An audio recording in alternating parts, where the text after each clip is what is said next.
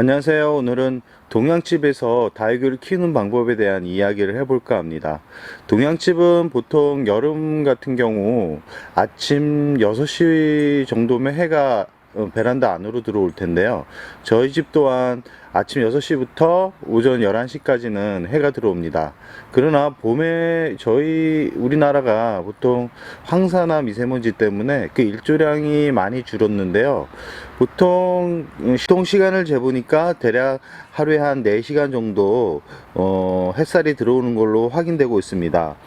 평균적으로 한 6시간 정도는 돼야 다육이가 곱게 물이 드는데요. 그렇지만 동양집에서도 한 1년 이상 키우면 어느 정도 발색이 될 정도의 얼굴을 만드는 데는 그렇게 힘들지는 않습니다.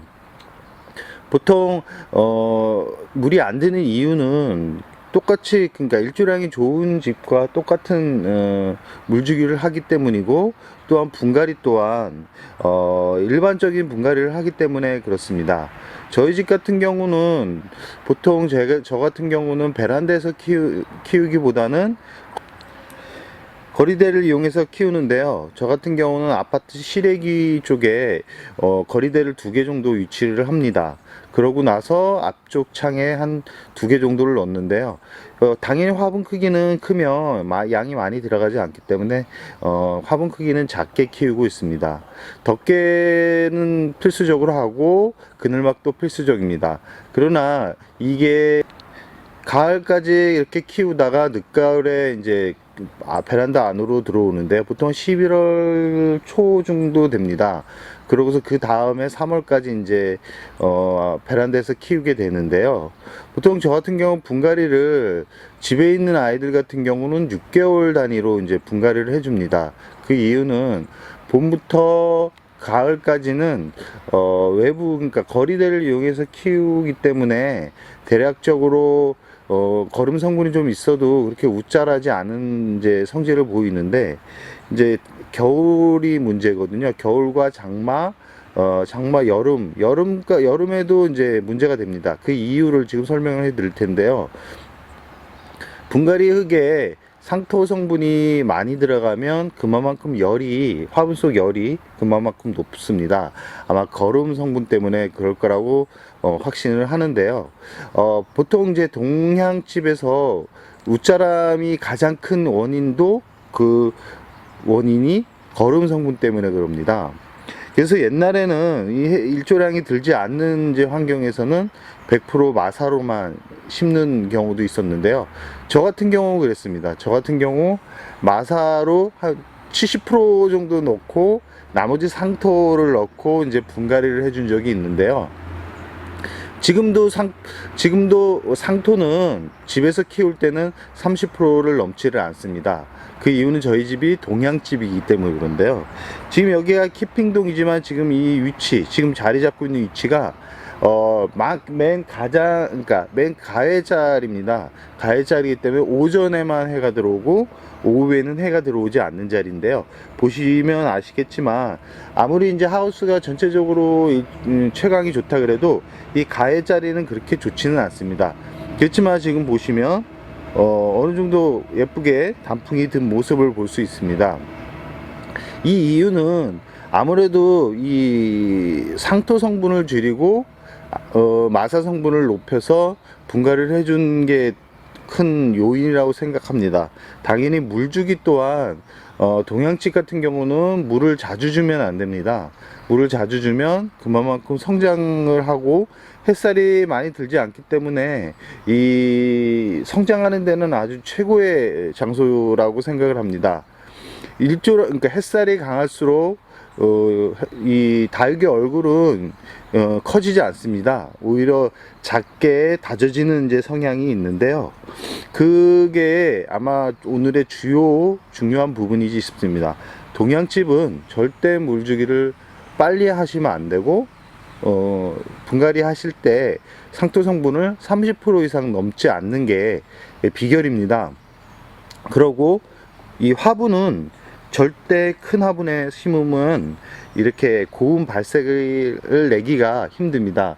큰 화분에 크면 성장도 빠르고 크게 큼직큼직한 시원시원하게 보이기는 하지만 단풍을 구경하기는 좀처럼 쉽지는 않을 거라고 생각을 합니다. 동양집은 물을 저 같은 경우는 어떨 때는 한 달에 한 번씩 줄 때도 있습니다. 성장기에는 아주 더울 때 25도 이상 올라갈 때는 3주 간격으로 물을 주는데, 이 장마철과 여름에는 거의 물을 주지 않습니다. 장마철 같은 경우는 이제 비가 많이 오지만 저 같은 경우는 다 안쪽으로 드립니다. 베란다로 다 드리고 해가 지나면 이제 바깥으로 내모는데요. 이 만약에 제가 출근을 했을 때 비가 올 경우는 우리 와이프한테 덮개를 덮어달라 그래서 비를 절대 맞추지 않습니다. 그리고 여름 같을 때는 보통 보통 이제 소주컵 한 잔 얘기를 하는데, 그 이유는 물을 많이 줘서 뿌리가 건강하면 이 물을 먹고 있어도 버텨냅니다. 그렇지만 뿌리가 안 좋으면 바로 이제 무름병이 오기 때문에 저 같은 경우는 여름에 거의 소주컵 한 잔 정도의 분량을 아이들한테 나눠 주는데요. 절대 이 위주로 이 안쪽으로 해가지고 주진 않고 이 목대, 그러니까 줄기 주변으로 해가지고 물을 줍니다. 이게 비결이고요. 특히 이 얼굴, 그러니까 다육이 얼굴에 비해 이 사이즈는 작게 해라. 그리고 분갈이 하실 때 상토 성분은 30%, 나머지 마사, 폴라이트, 에스라이트 같은 경우 골고루 배합해서 주는데, 굳이 그 에스라이트나 뭐 폴라이트를 넣으면 좋은데, 마사가 60% 이상 올라가는 데는 상토만 줘도 큰 문제가 되지는 않습니다. 화분은 거리대를 이용하시는 분들은 이 플라스틱 화분보다는 이제 유약 화분이 그나마 좀 나은데, 유약 화분 자체가 커버리면 이 수분이 머금고 있는 시간이 아주 깁니다. 그렇기 때문에 작은 화분에 심어주는 게 좋고, 이 물마름이 이제 마사 같은 경우는 물마름이 빠르기 때문에 수시로 이제 아이들의 얼굴을 확인하시기 바랍니다. 얼굴을 확인하신 다음에 이게 입이 너무 이제 수분을 머금고 있는 얼굴이 아니면 그때 물을 조금씩 주는 게 동양집에서 다육이를 키우는 방법 중에 하나라고 생각을 합니다. 이제 겨울 같은 경우, 동양집 같은 경우는 해가 거의 들지 않기 때문에 고민이 많은데요. 저 같은 경우는 동양집 겨울에는 또 분갈이 방법이 어떻게 되냐면, 마사를 70% 이상, 80%까지 저는 듭니다. 그리고 봄에 이제 상토를 넣고 다시 이제 분갈이를 하는, 좀 귀찮지만 고운 발색을 내기 위한 저만의 방법입니다. 그리고 저는 동양집에 있는 아이들한테는 절대 영양제를 주지는 않습니다. 영양제를 줘버리면 그러니까 햇살이 풍부하지 않은 데다가 영양 성분까지 더해지면 더 콩나물처럼 자라기 때문에 동양집에서 키우는, 그러니까 특히 가을 이후에는 절대 영양제를 주지 않기를 바랍니다.